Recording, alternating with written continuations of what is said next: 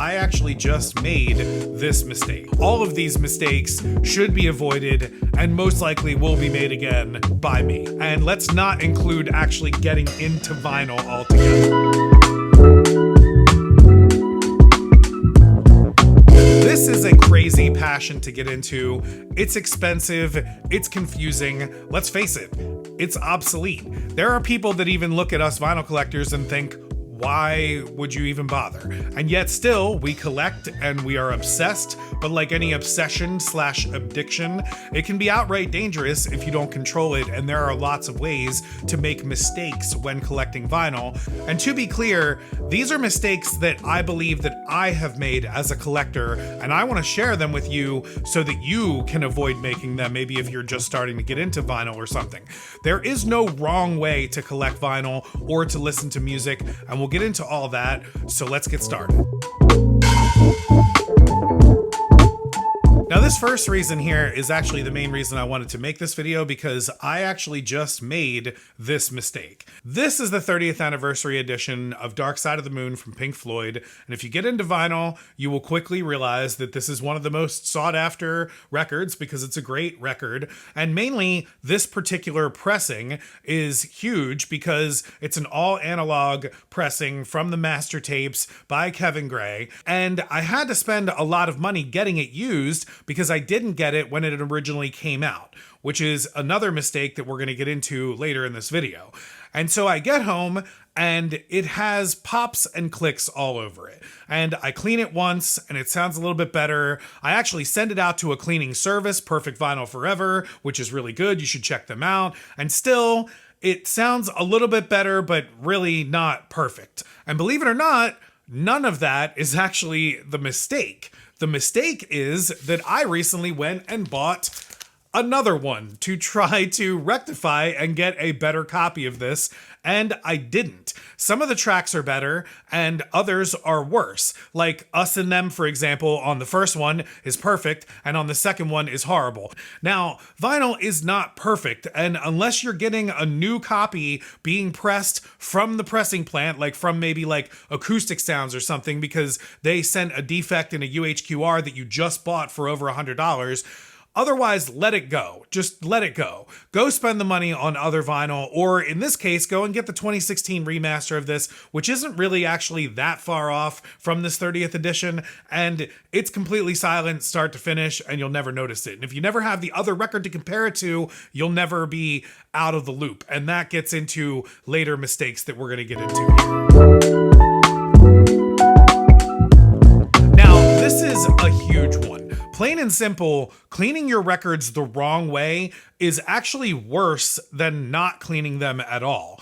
Do not use a microfiber cloth and smash dirt into the record. I have videos on how to clean records. Go watch them or research this from other people on YouTube. But there is really a right way and a wrong way. Now, there are options out there, and not all of the options are super expensive, but you need to basically do three things. You have to get into the grooves, you have to agitate the dirt, and then you have to remove the liquid that you use to get into the grooves and agitate the dirt. And things like alcohol or tap water, or as many people would love to bring up, wood glue, are not good for your vinyl records. Cleaning is not that complicated, and it is beyond worth it. Like, it's probably one of the best upgrades you can do for your vinyl collection. Again, like cleaning, there is actually a wrong way and a right way, a hard black and white on this issue on how to properly store vinyl records. They need to be stored upright. You cannot stack them. They will die. This is a soft plastic vinyl material, and heat and pressure will make them warp, and getting rid of warps can potentially damage a record. Sometimes you might not be able to get rid of the warp at all. So you have to store your records upright. It's non-negotiable.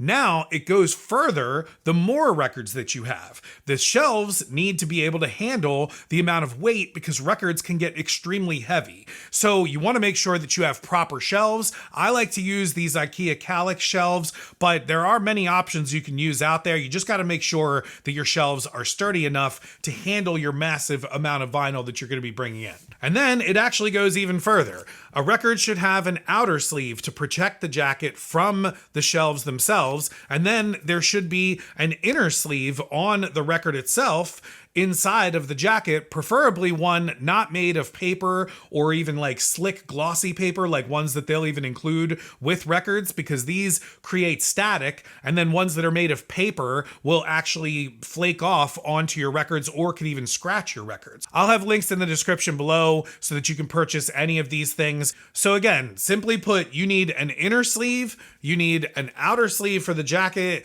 you need good shelves, and you need to store the records upright. To do this otherwise is a huge, huge mistake. Now this one is a big one for me. I am a cheap bastard. I try to cut corners on spending as much as I possibly can, and for years, I never even thought about upgrading any of my hi-fi equipment, but more specifically, my cartridge or my stylus. And I think about the damage that I've probably done to a ton of now valuable records that I played for years and years on the same stylus. And here's the thing. If you don't play records often, like, every day often, a stylus is rated for about 1,000 hours. So you do the math on what that means for your listening. For me, it's about a year's worth of listening, sometimes less. And so for me, I should be upgrading my stylus probably after a year or so. However, I went like 19 years on the same stylus, and I had never cleaned my records in that time either, and I barely even wiped off or cleaned the stylus itself, and the music suffered as well. I started to notice distortion, the records I'm sure got damaged, but not to tune my own horn here, but YouTube is your friend.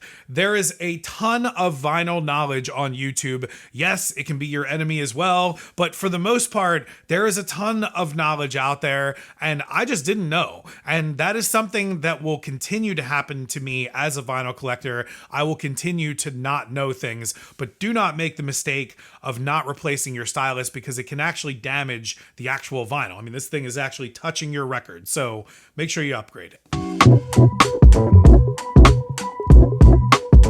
Now this kind of goes with the last one a little bit, but you need to be careful when you start upgrading your hi-fi equipment. It is a rabbit hole, and before you know it, you are, quote, chasing the dragon, and you need your fix with some new speakers or a new preamp or whatever.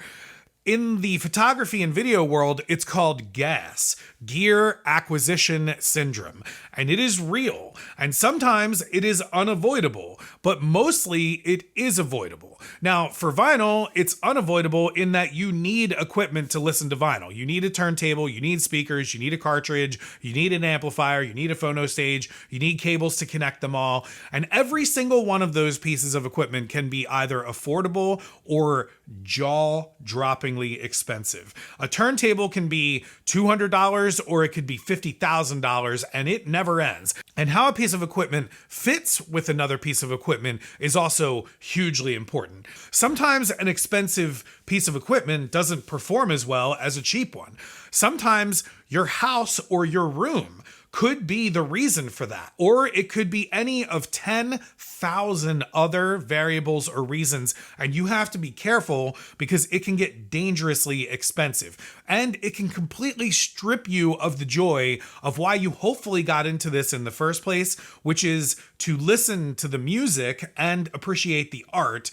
And I understand that we want to hear it how it sounds as best as we can, but don't get caught in that trap of only worrying about how your equipment sounds and not really enjoying what is on the vinyl, right? That's the most important thing. Now for this one, I'm also going to put buying based on other people's opinions instead of your own likes, because they are kind of the same, but they are different. Now, in the world of vinyl, it can be tricky because sometimes things can be very, very limited. Like for some of the artists that I listen to, they put out a record and then they put out maybe a test pressing with a blank cover or something like that. And they limit those to maybe 50 or 100 copies. And so if you don't make that purchase, like probably within like the first 2 weeks, you're not going to get them. So that is a form of FOMO. Like they're playing on your fear of missing out on this record, and sometimes you have to let it go. And I'm a huge sufferer of this, so I feel your pain. There are records out there that I've had to force myself to miss out on just because I didn't have the money or I just couldn't justify the purchase. You should buy vinyl records because you like the music, not because it's popular. So many people hear about a certain record coming out and a lot of people start talking about it, or it gets popular in the forums or whatever, and then you go and get it and you don't actually like it. And this has happened to me. Again, it's another one of those things that can strip the joy out of collecting when you start filling up your shelves with records that you don't really actually like or listen to. Buy records that you like and be careful about the limited editions so you don't get caught up in the FOMO. This might offend a lot of stores or a lot of people. I have some very strict rules about buying at record stores that I've only made from making these mistakes. Now, first off, I will not buy something that I can readily get online at a record store, even if it's something that I really want. For example, like a Tone Poet or a Rhino Hi-Fi or something like that, or even a record store day listing, and we'll get more into that in a minute. But just about every single local shop that I go to, most new records are overpriced. Sometimes asking as much as $50 for a Tone Poet or a Rhino Hi-Fi. And I'm sorry, but I just refuse to pay that. I will only get records that I cannot find easily elsewhere at the record shop, or usually it's like used records. Now, I mentioned record store day too. You got to be careful about record store day. I mean, like, I love record store day. I love the camaraderie about it. I love going there and like seeing all the people. So many of these records within like 2 weeks end up going on sale. So many of them, even just the next day, you can go on to Discogs and get them for like dirt cheap. I got a Medeski Martin & Wood that I waited outside of a record store to get, and I paid $38 for it on record store day. And then I go online and I find it right online, literally within 24 hours for $26 brand new on Discogs. So it's something you got to be aware of, and especially with record store day, the FOMO is high on record store day. So you got to be careful about that. I made a video about this, and I actually stand by that video, which is why all of these mistakes should be avoided and most likely will be made again by me. Really ask yourself if you need every single color variant of Buckingham Nicks or the Beatles single, or if you have an entire box set and they come out with a color version or even a second version of a record, do you need to go buy it again just to go get the color version? No. For me, a lot of the labels that I like will release a main color variant, and then they will have like an indie store color exclusive, or they'll co-partner with other record store to do different exclusives there. I usually go for the main color variant. And I also usually do that because it's usually the least amount of that variant. For example, you'll get like 200 from Coal Mine of their exclusive color or something like that. Obviously, I'm not here to tell you how to collect your vinyl records, but if the color pressing is legitimately rare, then, yeah, I mean, like, make the justification for the purchase. Obviously, make mistakes like me and buy other covers and other color variants, like, of your favorite bands. Just, we're vinyl collectors. We're crazy. This is what we do. This is definitely a new one for the new world of vinyl collecting. Discogs is your friend, really. Use it. If you want a certain record, go look up that record first and do a little bit of research on the pressings. There have been way too many times that I've either been in a store and gotten excited, or even online and pulled the trigger and bought something, only to get home and check Discogs and realize that there are either other color pressings that I'd rather have, or other pressings of this record that I would rather have, like double LP reissues with extra things, or better mastered versions, like this Dark Side of the Moon that we've been talking about in this video. This is the 30th anniversary edition cut from the original master tapes. You could go get the 2016 reissue, or you could go get used ones, but you have to be very careful when buying used records. Especially with older records, you have to be careful because there are so many pressings. Like, there are probably 100 pressings of this record alone, and some of them sound better than others, and sometimes with other different pressings there could be different track orders, or you could get a gatefold jacket versus the reissue didn't come with a gatefold jacket. So don't bum yourself out with spending a lot of money or going to a store and being excited only to realize that you came home and got the $15 Walmart edition, and you might have even paid $25 for it, and you would rather have the gatefold edition or an all analog cut. Go and research the pressings. It's definitely worth doing. It's definitely not something that needed to be done 30 or 50 years ago when you were collecting records, but it's something that needs to be done now in 2025.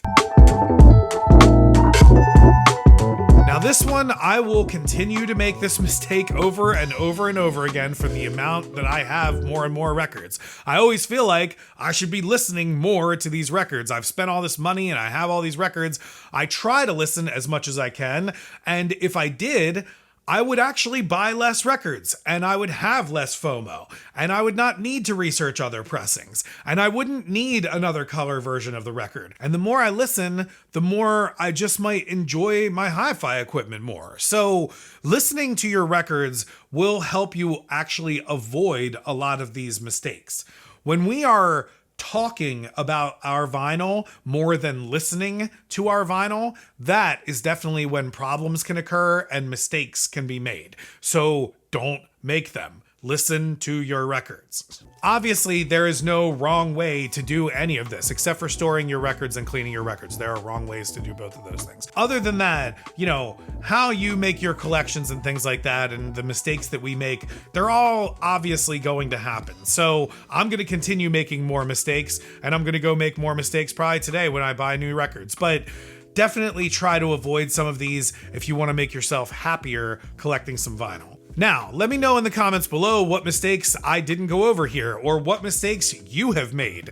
Do you have 30 color versions of a record? Did you spend a ton of money on speakers and absolutely hate them? Cheap Audio Man started an entire YouTube channel about this alone, and it's extremely successful. So I want to hear your thoughts. And if you want to support this channel, the best way to do that is to watch another video like this one here, or this one here, or any of these. I am going to listen to more of my pieces of vinyl. I will see you on the next one.